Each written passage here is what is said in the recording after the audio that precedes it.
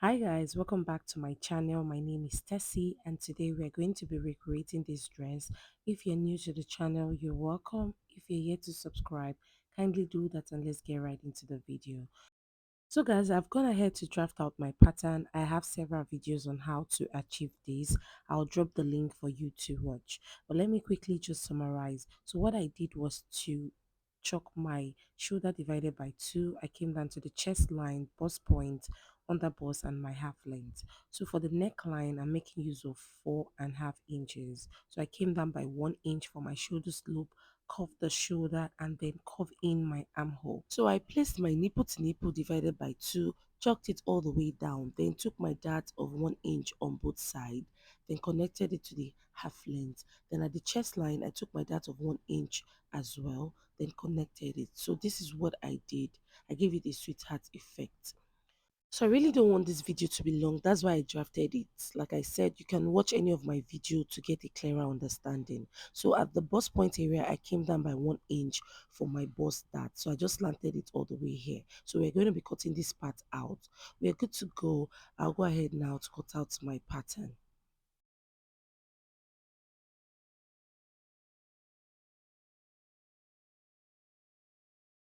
So for the bust dart, I'm just going to use my paper tape to hold it in place just like this. So we're good to go with the bustier. I'm just going to bring it out this way and then label. After labeling, I'm going to be cutting from the underbust. You can see it on the screen that they use a different fabric from the chest line to the underbust and then a different fabric at the down part. So I'll go ahead now to cut. So I'm also going to be cutting out the side as well. So we are good to go with the front pattern as you can see. So what I'll do next is to cut out the back. So for the back, I've drafted out the back as you can see. What I did was to chalk 2 inches for my zip allowance and connected it all the way down.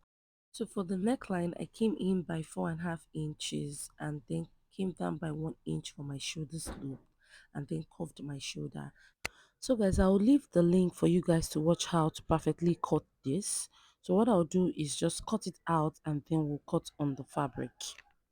So guys, I've gone ahead to cut out my fabric. As you can see, I have the Ankara and the crepe. I'm using a crepe for this part. And I added paper stitch to my crepe. As you can see, I'm not adding word into it. I just doubled my paper stitch. So what I'll do is join my fabric together. Just place them right side facing each other and then stitch using half inch all the way down here. I'll do the same thing here as well. Please make sure to add half inch at the down part for joining allowance. I'll join this down part as well. I'll place them this way, stitch on it and repeat same thing here. Then I'll repeat same process on the lining piece as well. So guys, after stitching, this is what it looks like as you can see. So I'm going to be adding the yoke to it. I'll just place them this way and then place my yoke right side facing the bodice. I'll stitch using half inch. I'll do the same thing here.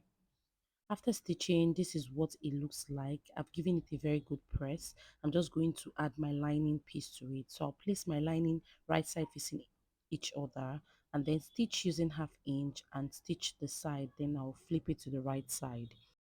So guys, after stitching, this is what it looks like. As you can see, we're good to go with the top part. For the down part, I've gone ahead to cut out my skirt part. That's the down part of the front. I added my lining as you can see. So what I will do next is to join the top part and the down part together. So we are joining them right side facing each other. So I'll go ahead now to stitch, and after stitching, this is what it looks like as you can see. So what we are going to be doing next is to add the design on the front part. I'll be using this crepe fabric for that as you can see. So I'll fold my crepe into two, then I'll place my front on it this way. So what I'll do is from the waist, I'm just going to come down to like 16 inches. So I came down to 16 inches as you can see, and then I'm just going to take this, place it this way and cut what I have. So I just want to get the exact shape of the front to do this. So guys, after doing that, I'm going to take out this and then open up the crepe. Now we're going to be cutting out the shape we have on the screen. So what I'll do is to slant from the waist, I'll slant all the way down here. So now it depends on how you want the slant to be. So you just have to be creative when doing this. So from this point here, I'll come down to 4.5 inches.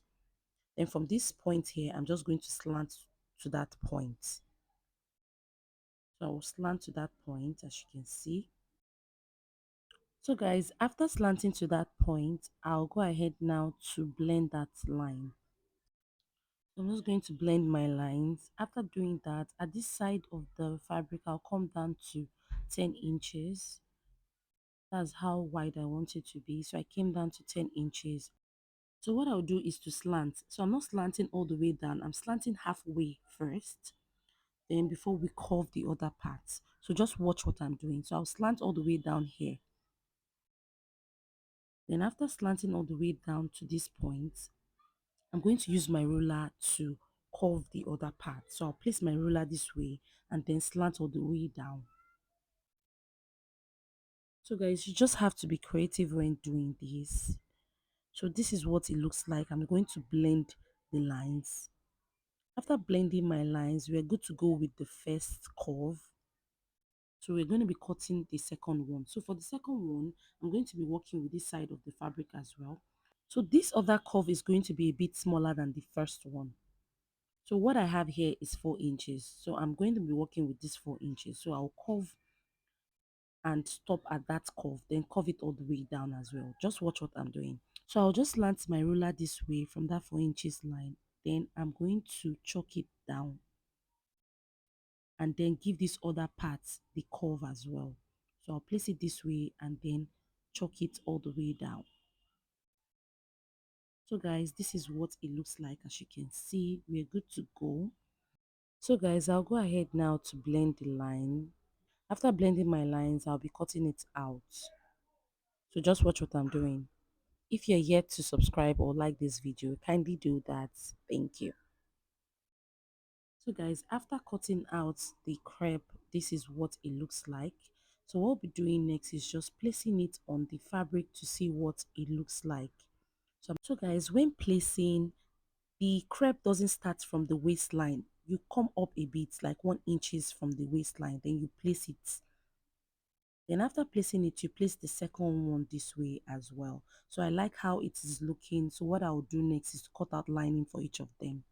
I've cut out the lining. You can add paper stay to it if you want to. So I'm just going to place them right side facing each other and stitch using 1/2 inch.